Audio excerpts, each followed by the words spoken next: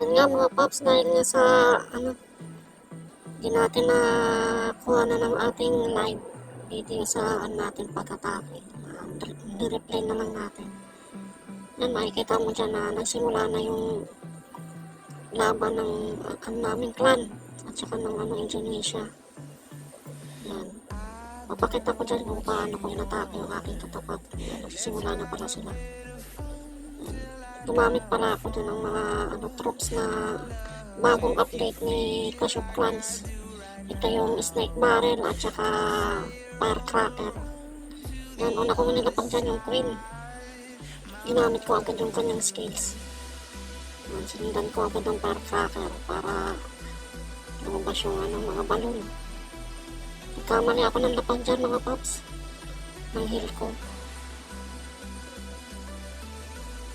Yan, makikita niyo dyan kung paano ko nilapag.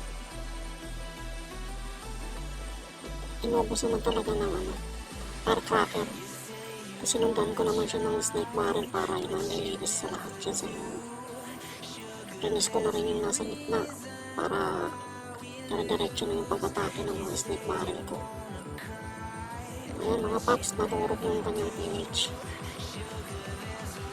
Ayan, kaka-update ko lang ng PH ko dyan. Ayan agad ang katapat ko. Talagang durog talaga ang katapat ko dyan mga paps dahil sa bagong update ng mga troops ni Clash of Clans. Ayan, makikita mo dyan mga paps.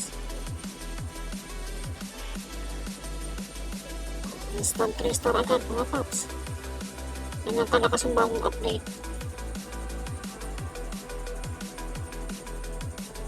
Yan yung mga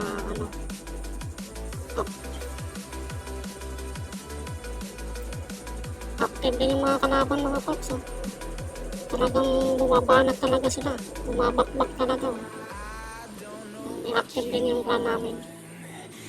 Yan mga paps. King Amon versus Indonesia yan mga paps. International pala kalaban namin. Bumabakbak talaga sila mga paps. Kukunti pa naman na-attack sa amin.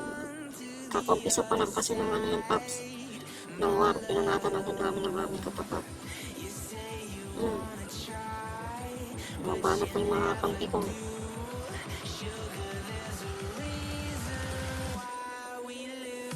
Ayan lang mga paps.